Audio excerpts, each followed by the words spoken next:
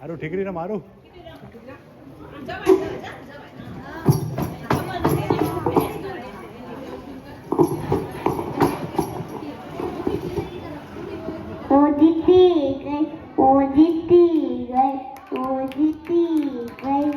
કોણ મારી આવડી મારી તું ગઈ ત્યાંથી વાળા ભાઈ હિચકાર નથી કરતી હતી. હવે હું થોડીક વાર રમવા જાઉં ભલા. જય નારી શક્તિ. વાહ, ખૂબ સરસ આર્યા, સરસ મજા.